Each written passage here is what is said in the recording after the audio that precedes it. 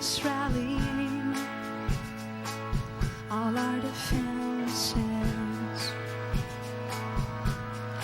Look at us waging war in our bedroom. Look at us jumping ship in our dialogues. There is no difference in what we're doing in here. It doesn't show up as big as symptoms out there. So why spend our time in dressing our bandages and weave the ultimate key to the cause right here or underneath? Let's form our cliques in our sandbox. Look at us micro kids with both our hearts blocked. Look at us turn away from all our off spots. Look at dictatorship on my own block. There is no difference in what we're doing in here. It doesn't shine up as big as symptoms out there. So why spend our time dressing our bandages when we've the ultimate key to the cause right here, not underneath? How I've spun my wheels with parts before my horse. When shine on the outside springs from the windows. Spotlight on these seeds of simpler reasons. With core born into form starts in my living room.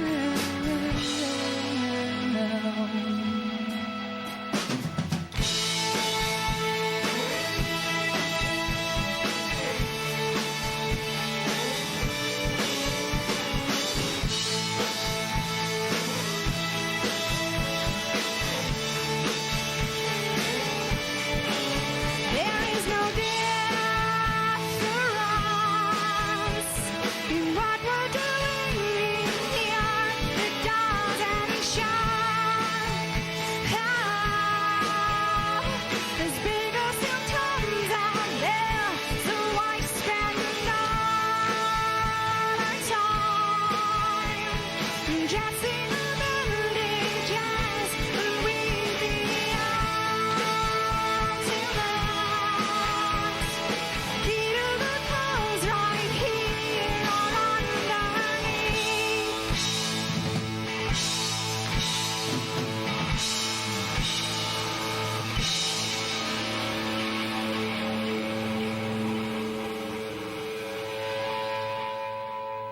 With her distinct and powerful voice, she burst onto the scene in 1995 with the release of her Grammy-winning debut, Jagged Little Pill, which turned into a global blockbuster, launching numerous top 10 hits.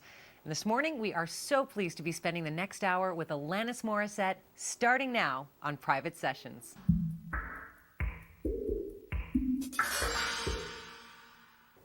My guest today is the multi-Grammy-winning Canadian-American singer-songwriter Alanis Morissette, whose debut album became the best-selling debut by a female artist in the U.S. Welcome, Alanis Morissette, to the show. Thank you. It is so good to have you here. Good to be here. Now, you just performed Underneath, which is off your brand new studio album, Flavors of Entanglement. So how would you describe the sound and the vibe of this new album? Because you experimented with some new sounds on this, did you not? Yeah, I worked with Guy Sigsworth this time around, and I wanted to stretch myself and surprise myself, and I heard Let Go, a track that he did with his band Frou Frou with Image and Heat. Yeah. And I thought that was a flawlessly produced track, so I called him up, and he was in London, and I said, would you be up for collaborating? And he said yes. So could have gone either way, but so happy with where it came to. Yeah, it's great because it's almost in a sense a story. It takes you from one place and then ends at another, which is fantastic. Yeah. So, and I also read that you said about this album that each song was almost like a life raft, and I love that description. But I wanted to know what about that can you tell us,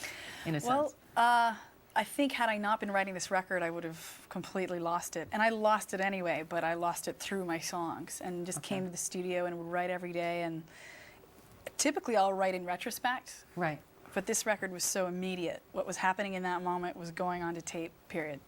And you wrote in real time. Yeah, real time. So was that a therapeutic thing, a release for you, or is it still too close even now, maybe? It was therapeutic. Anytime I journal or write or speak, or anytime I get it out of my system, it's a positive thing. So.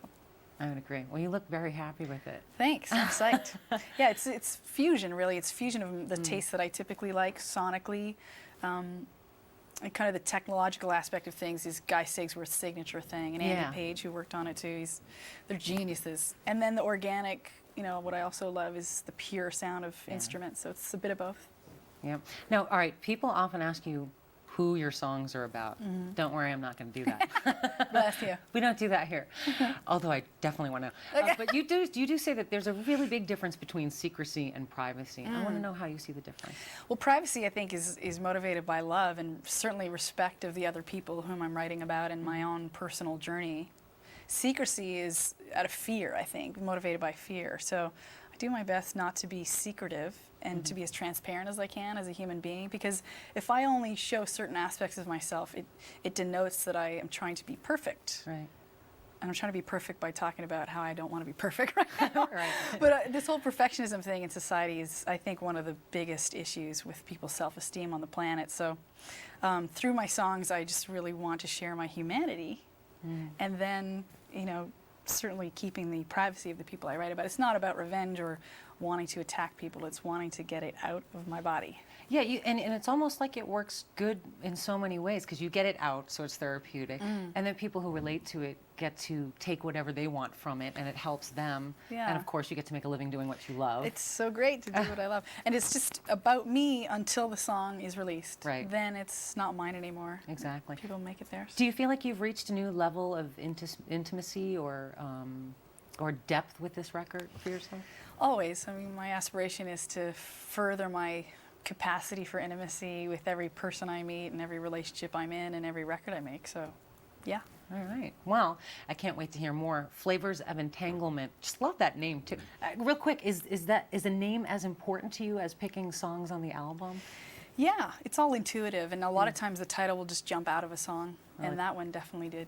All right, well, when we come back, we'll find out how Alanis went from a teen pop star to a daring rocker chick. And later, she's going to perform her massive hits, Ironic and Thank You, plus material from her new release, Flavors of Entanglement. Stay with. Well, lucky us. Today, we are spending the hour with Alanis Morissette, who recorded her first single when she was just 10 years old. And all the while, she was acting in the children's show, You Can't Do That on Television, where she literally got covered in green slime, and then went on to become a teen idol. You started out your career, you're young, and you have two successful dance pop albums in Canada, and then you leave Canada, and you do this total 180. What happened? Well, to me, it really didn't feel like a 180. I was writing music that was maybe 5% personal as a teenager, and I don't think I would have had the emotional breadth or courage really to back that up. Had I been writing personal songs at 16, I would have exploded probably.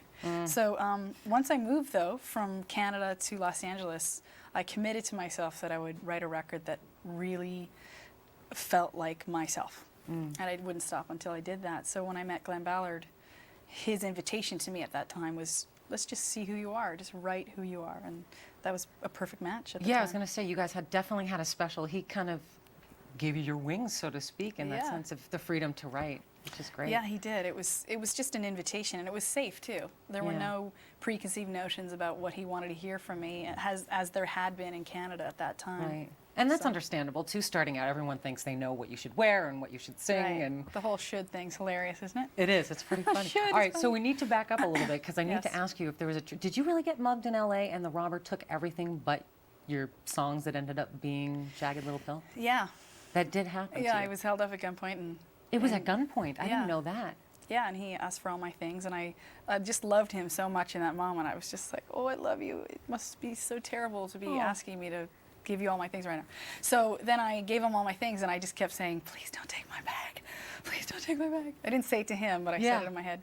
And he didn't take my bag, and he left. So, if he had taken your bag, do you think that Jagged Little Pill would have happened? Would you have been able to duplicate? I mean, were you already working on them with Glenn at the time, or were they just notes that you could never get back? There were notes that I couldn't get back, but I feel very abundant about it. The place from whence all the stuff comes is always filled, so I'm So not there's a worried way about of- that.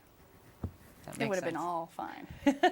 All right, so you went from Yeah. other people writing your songs for you, which really didn't express who you were, Yeah, to well, they didn't actually write it for me, but I Well, wrote it with them, and it was yeah. more kind of fictional.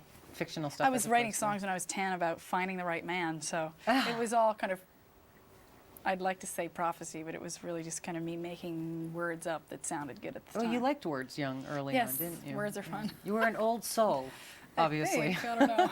And very, very immature at the same time, kind of both. So, well, writing about your truths, writing it is one thing, but Right. actually having to perform these truths now all of a sudden Right. must have been a major adjustment. Was it a natural transition, or was it more of like, I'm so exposed, I'm terrified? Less exposed for me being on stage because I can hide behind the guitar or my bandmates. I could hide behind the kind of fervor that's going on in the room.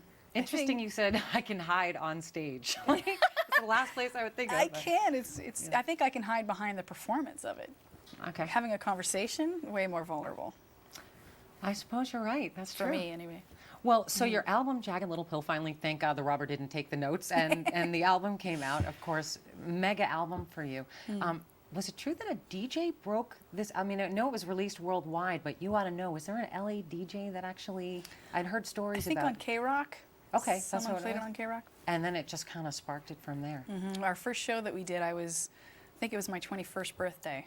Wow. We did 2 shows in LA at clubs, and the first night we did it at a place called Luna Park, which I don't think exists anymore, and there weren't a lot of people there. Really? And the next night, I think the day that K-Rock played it, the next night there was a lineup around the building, and people were singing You Ought to Know really loudly to the point where I couldn't even hear myself. So it was within a 24-hour period. Oh my So it's goodness. crazy. What goes through your mind when you're starting to break, and not just when that happened here in the States, but worldwide? I mean, it was a phenomenon.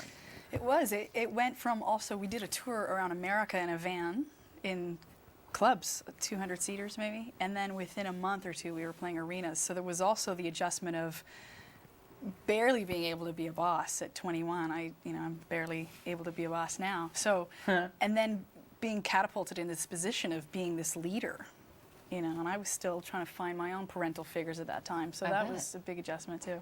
Did you enjoy it though at any time? I mean, initially in the beginning, it's got to be like an alien nation going on around you, like oh my God. Yeah, I enjoyed the adventure of it. I remember at one point thinking when I fell asleep, I was going back to a much more doable reality in my sleep. And then when I woke up, I felt like I was in the dream state. So it was pretty surreal for a long time. Once again, here's Alanis Morissette with Ironic.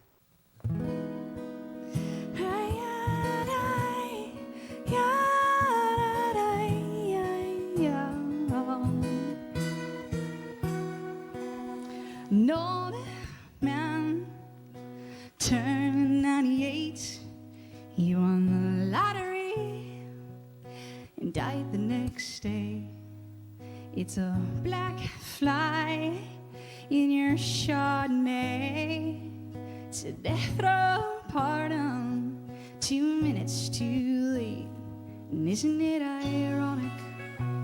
Don't you think it's like rain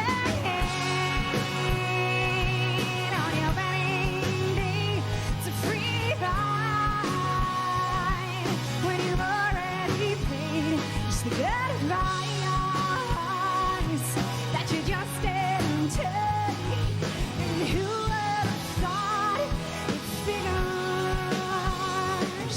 Mr. Play it safe was afraid to fly. He packed his suitcase, he kissed his kids goodbye. He made his whole damn life to take that flight. And as the plane crashed down, he thought, well, isn't this nice? Isn't it ironic? Don't you think it's like rain on your wedding day? It's a free ride when you're already paid. It's the good advice that you just didn't take. And who would have thought it figures? Well, life is a funny way. Sneak out on you when you think everything's okay, and everything's going right. Yeah, well, life is a funny way of helping you out when you think everything's gone wrong, and everything blows up in your face. A traffic jam when you're already late. No smoking sign on your cigarette break. It's like 10,000 spoons when all you need is a knife. It's meeting the man of my dreams and meeting his beautiful husband. And isn't it ironic? Don't you think a little too ironic? Yeah, I really do think it's like rain on your wedding day. It's a free ride when you already paid. It's the good advice that you just didn't take. And who would have thought it figures? Yeah,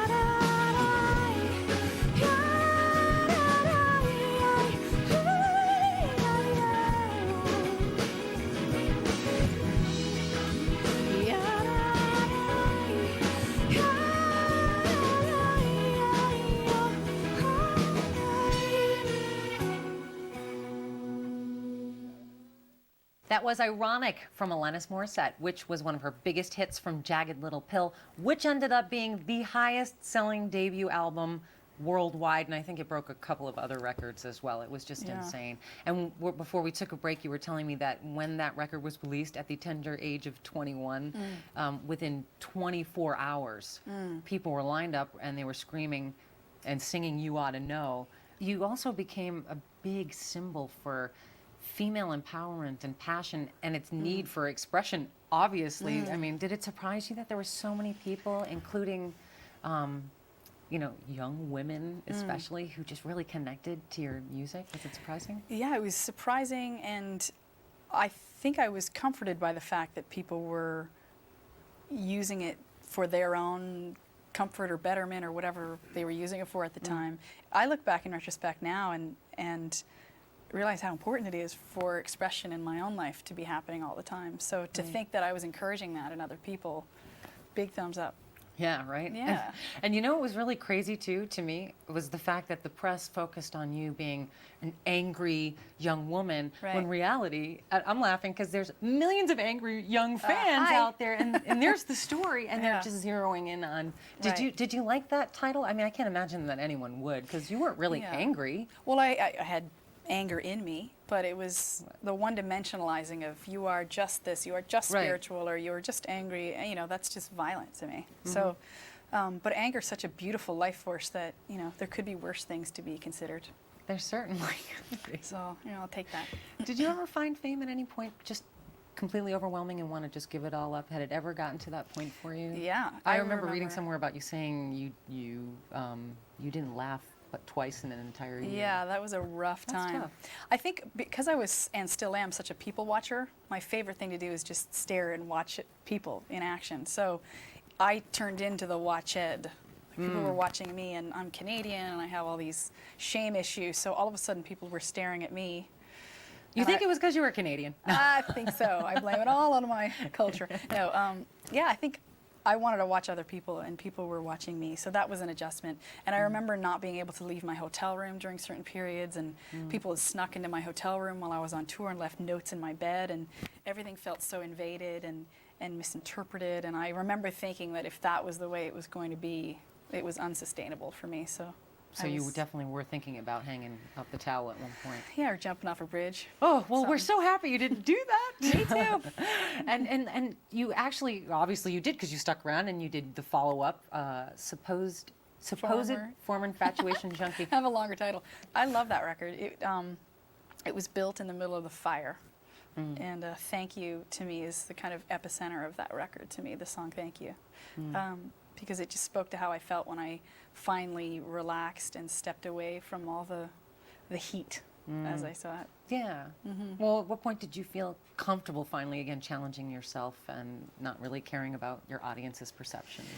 I never cared about that. I think, thankfully, when I write in the studio, I have the capacity to be able to insulate myself enough to not worry about what's going on. But it was a challenge, and I didn't want to write anymore. I wanted to just go away and be a brown-haired girl in her sweatpants. From Alanis Morissette's second album, Supposed Former Infatuation Junkie, here is the Grammy-nominated single, Thank You.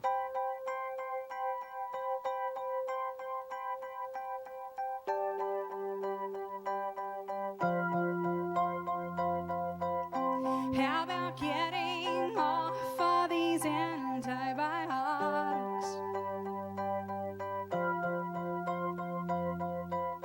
How about stopping eating when I am full of?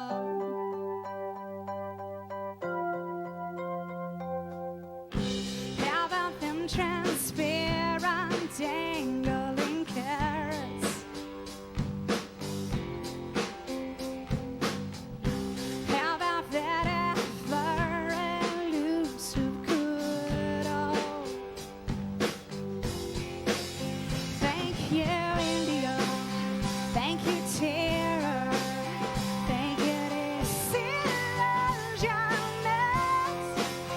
Thank you, frailty. Thank you, consequence. Thank you, silence. How about me not blaming you for everything?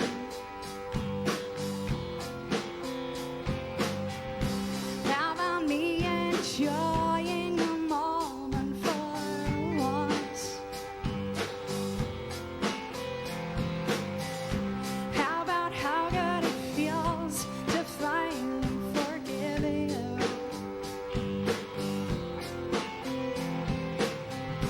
How about grieving it all one at a time? Thank you, India. Thank you,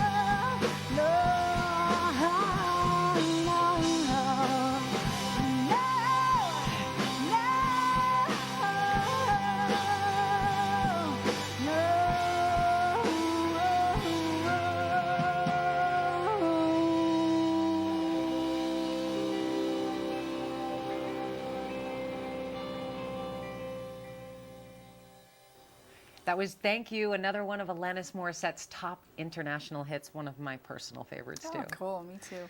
All right, so let's talk about the writing process. Do songs come really easily for you, and or do you just throw them out if they don't, and or do you keep them for like puzzle pieces and fit them in somewhere? How does it work? Pretty quick. Yeah. It's like writing. It's like a conversation. If it doesn't write itself, if it's a belabored process, I just stop. Okay. And you literally like trash. Yeah. Okay. I hate this. Move on. But songs write themselves pretty quickly. 10 minutes sometimes, 20 minutes. This last record, I would say 20 minutes is the average Really? it took to write each song, yeah. You're kidding me. Yeah, it's really an accelerated process, and it's immediate too. A lot of the vocals are the same take from the demo, and so are the guitar takes, and there's something about capturing that visceral moment Right. that's important to me. Right. Well, especially too, because you said you wrote this new album, Flavors of Entanglement, in real time, which is not normally your MO. Usually you write. Do journals actually come into the retrospective writing? Do you journal a lot? Yeah, You do? I bring all my journals in. Typically, a record consists of 2 journals worth. Okay. And by the time I wrote this record, I had about 6. Ooh. But a lot of it I didn't even access or refer to because everything was so immediate that I just had to keep up with what was going on in the present moment. Yeah, I heard you had like 25 songs actually, and you had to hack it down to 11. Yeah. What happens to all the rest of those songs? Is it another album? Do you throw those away? Well, those, I hope I not. happen to like these ones a lot. Oh, So okay. they'll show up, exclusive things here and Nice, there, maybe nice. soundtracks. I'm writing a book too, so they'll most likely wind up being in a CD in the back of the book. Interesting. You should bring that up because I would like to talk to you about that. Ah. What, you've been working on it for a little while now, and I heard it was an Yeah. unusual project. Unusual. I don't know You're what's just usual. so unusual. I don't know. What is usual? Yeah. No, I've been thinking about writing it for a long time, and it's no different from songwriting in the sense that it's immediate and fast. So Is it autobiographical or is it can you divulge? it's not a memoir. Okay. I just didn't want to do a memoir. Okay. But it is personal, and I do share a lot of my personal experiences in it. But it's more of an art / helpful offering, kind of offering things that have supported me on my journey, and then sharing my own humanity and how to kind of nurture my relationship with my own self, with spirit or source. Yeah. Talking about abuse, relationships, all the stuff I live for. Has it become, in retrospect, become, that word's been used a lot today. Yeah, it's a good one. Has it become easier for you, looking back, to write about really difficult experiences in your life, or is it still challenging to you even now? Well, pain's no fun, but transmuting pain and being the phoenix rising out of the ashes is really fun. Yeah. So that's the part I love. Yeah. And it reminds yeah. me a lot about this album Ah. and how it I don't want to give away Yeah. the end, though. You'll have to go get it. I love it. It's like an Yeah. album, like a story. Yeah, it is. It really chronologizes this whole section of my life and the rising out of it. All right, so we talked about writing songs. We talked about a book in the works, which we'll hear about soon. I also heard you just finished on a new movie. Yeah. And when will we see that? I don't know when that is coming out, but it's a movie based on the book by Philip K. Dick called Radio Free Albemuth. Oh. And it's the first lead role that I took on formally, and the character I portray is this lovely creature named Sylvia who hears messages from Valus, which is the equivalent of God, through a satellite. And Which you've played before, too. incidentally, yes. And so yeah, it was fun and scary, and I saw footage from it, and I'm really proud. I can't even believe it happened. That's so cool. Something tells me you like things that are scary because you like challenging yourself. Yeah, I like being terrified. Well, it makes you realize you're still alive. Yeah. You know? Yeah, and there's something about awkwardness and humanness that is so attractive to me. All right, we'll be back in a moment. But first, another hit from Alanis Morissette's So-Called Chaos. Here's 8 Easy Steps.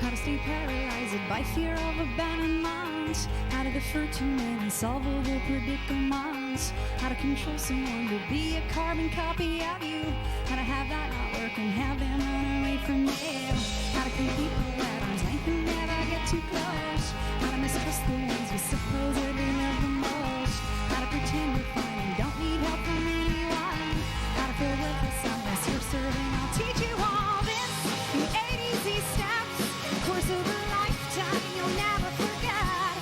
I'll show you how to in 8 easy steps, show you how leadership looks when taught by the best.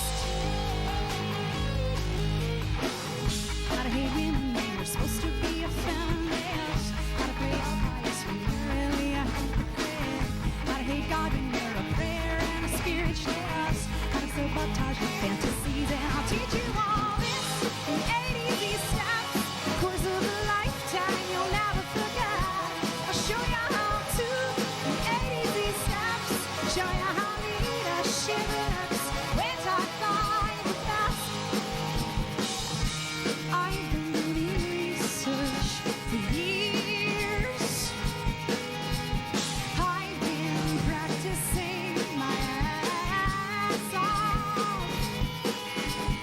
I've been training my whole life for this moment. I swear to you, culminating just to be this well-versed leader before you. I'll teach you all this in 8 easy steps, course of a lifetime you'll never forget. I'll show you how to in 8 easy steps, show you how leadership looks when taught by the best. How to lie to yourself and thereby to everyone else. How to keep smiling when you're thinking of killing yourself. How to know how to avoid going with them. How to stay stuck in blue by game. I'll teach you all this in 8 easy steps. Course of a lifetime you'll never forget. I'll show you how to in 8 easy steps. Show you how leadership looks when taught by the best. In 8 easy steps, course of a lifetime you'll never forget.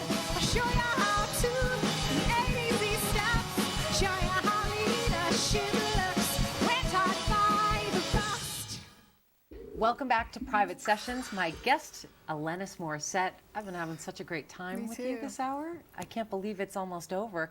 We've been talking about her brand new album, Flavors of Entanglement, new movie coming out, book coming out. Now I'm going to take a back seat and I'm going to let someone else ask a few questions if you don't mind. Oh, wow. Yeah. I'm scared. Take a look. Oh. Hi, Alanis. Hi, Roma. It's Roma Mafia, your fellow elf from Nip Tuck. What I didn't tell you and didn't really express to you on the show was before we worked together is I am a huge Alanis Morissette fan. I put my CD in of your singing and I have been screaming to it in my car. Such joy you give to me before I knew you and knowing you now. Thank you. Now, my question, 3-part. 1, how would you describe what it feels like to walk into a stadium with thousands of fans cheering for you and singing your songs?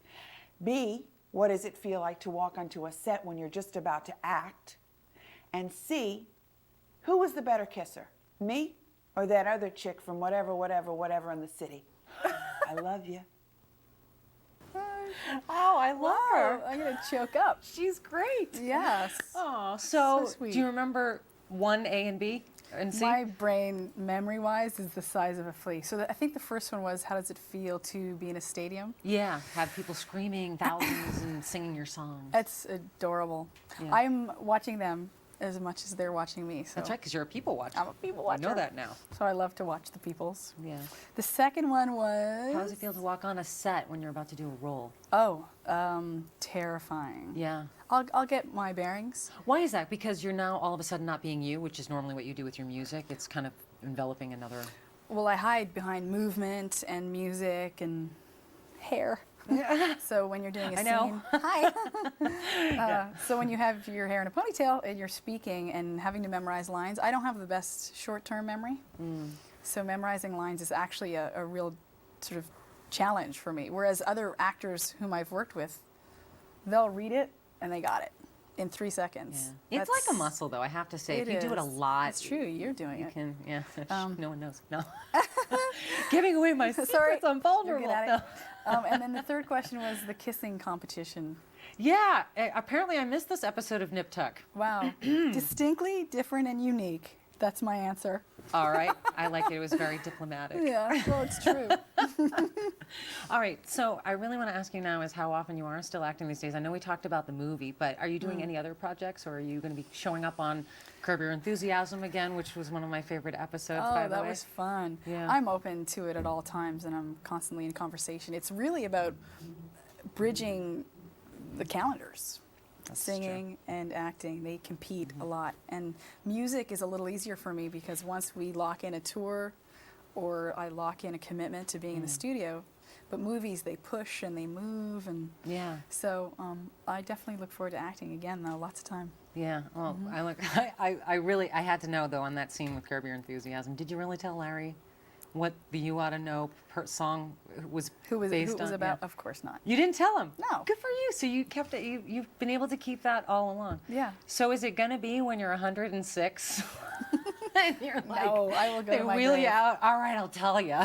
Well, I'll never talk about who I No, write about. that's a ever. really cool thing about you. I really appreciate that. I'm sure a the lot. people do too that I write about. Unless they wanted me to talk about them. But even then, that wouldn't be what I'd want to do. No, and then you wouldn't be able to continue doing what you do without Right. people like always analyzing. Oh, should I have not said that in front of you? Is it going to end up in a song or? Right.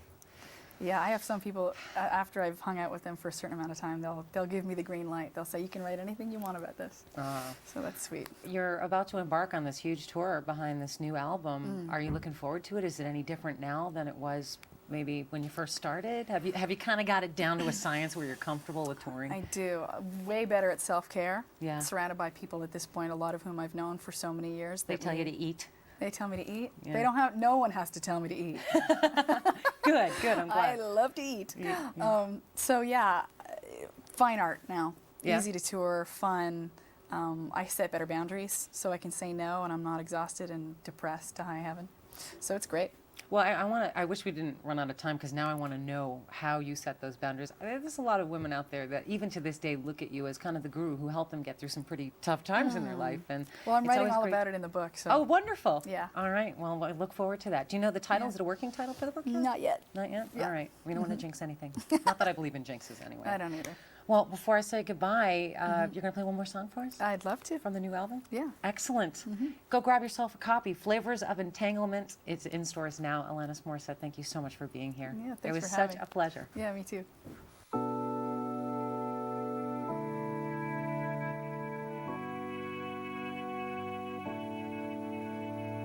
I am someone easy to leave, even easier to forget. A voice if inaccurate again. I'm the one they all run from. Diatribes of clouded sun. Someone help me find the pause button.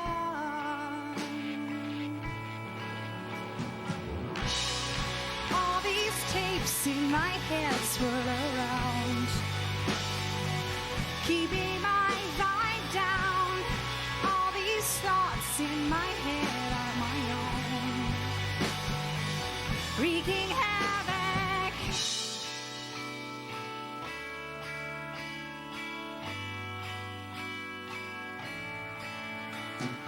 I'm too exhausting to be loved. A volatile chemical, best to quarantine and cut off. All these tapes in my head swirl around, keeping my vibe down. All these thoughts in my head are my own, wreaking havoc. All these tapes in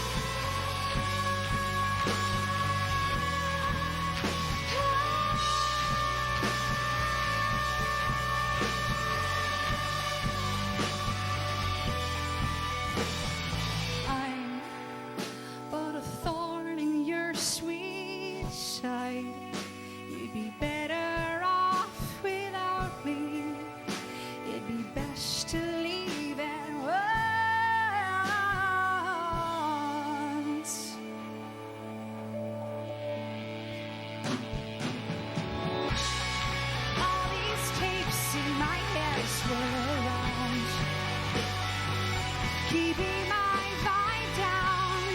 All these thoughts in my head are my own, wreaking havoc.